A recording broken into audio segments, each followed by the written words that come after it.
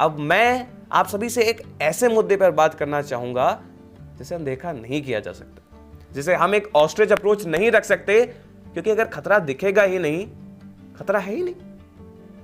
हम आते हैं शिक्षा व्यवस्था और यूजीसी के मुद्दे पर। यूजीसी यानी यूनिवर्सिटी ग्रांट्स कमीशन, जिसका उद्देश्य है उच्च शिक्षा में गुणवत्ता और मानक बनाए रखना। यह उद्देश्य अपने आप में गलत नहीं है, लेकिन जब कोई नीति जमीन की सच्चाई से कट जाती है तो वह नीति विरोध का कारण बन जाती है। इसी पर मैं इकबाल साहब की कुछ पंक्तियां कहना चाहूंगा, जिसके द्वारा उन्होंने हमारे आने वाले जनरेशंस को या फिर हम सबको एक चेतावनी दी थी। वतन की फिक्र कर नादान, मुसीबत आने वाली है, तेरी बर्बादियों के मशवरे हैं आसमानों में, ना समझोगे तो मिट जाओगे।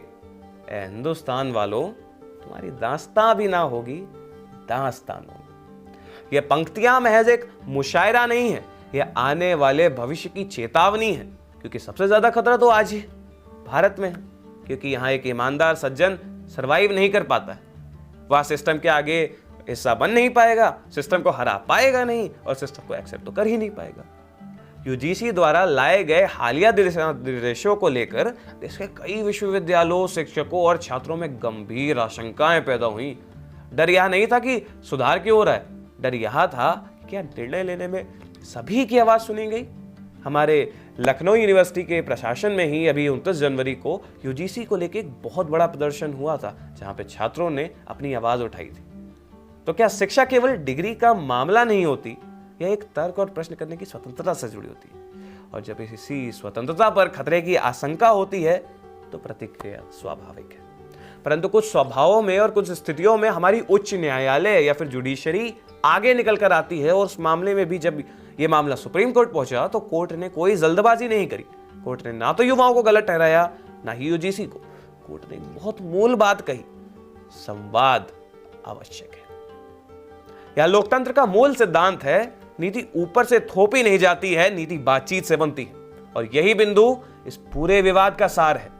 यहां पर मैं अपनी नैतिकता आप पर नहीं थोपूंगा कि यूजीसी सही है या यूजीसी सही नहीं है। हकीकत में मैं आप सबसे, आज के युवाओं से, मेरे दोस्तों से, मेरी इस पीढ़ी के युवाओं से निवेदन करूंगा कि वो यूजीसी के बारे में पढ़ें और फिर खुद से विचार बनाएं कि क्या यूजीसी के नियम सही थे, या वो सिर्फ किसी एक कैटेगरी को, चाहे वो SC ST हो या OBC, चाहे जनरल, किसी एक कैटेगरी को ध्यान में रखकर बनाए गए थे, दूसरी कैटेगरी को नजरअंदाज करते हैं। क्योंकि जहां संवाद नहीं होता वहां सॉल्यूशन नहीं हो सकता। एक महान लेखक थे, मुझे उनका नाम तो नहीं याद आ रहा है, परंतु उन्होंने कुछ पंक्तियां कही थी और उनका कोट मैं यहां पर जरूर कहना चाहूंगा कि power corrupts absolute and absolute power corrupts absolutely. That's wrong. It's only corrupts the corruptible. Corruption आज के समय में एक नेचुरल आउटकम बन गया है। जब लोगों के पास सत्ता आती है, उनके पास प्रिंसिपल नहीं होते, और चिंता की बात है कि टैक्स पेयर ही भारत की राजनीति के बारे में चिंता नहीं करता।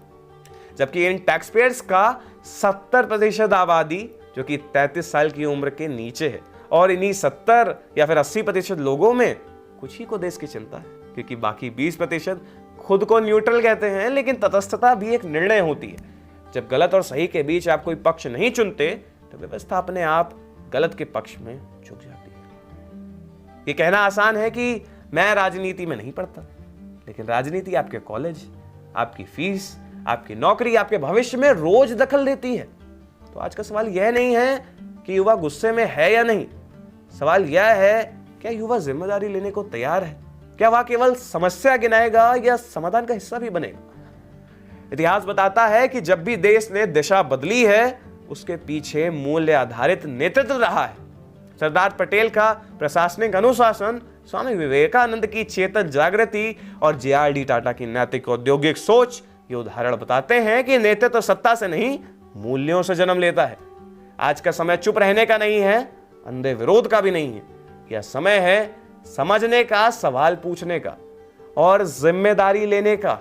युवा भविष्य का नेता नहीं है, युवा आज का निर्णायक करता है। और यदि आज निर्णय गलत हुए तो कल इतिहास केवल एक पंक्ति लिखेगा, समय था, अवसर था, लेकिन समझ नहीं थी। और इसके लिए आज से बेहतर समय कौन सा होगा और भारत से अच्छी जगह कौन सी होगी? इसी के साथ मैं मुदित मेहरोत्रा आप सभी से विदा लेता हूं। धन्यवाद। जय हिंद, जय भारत, नमस्कार।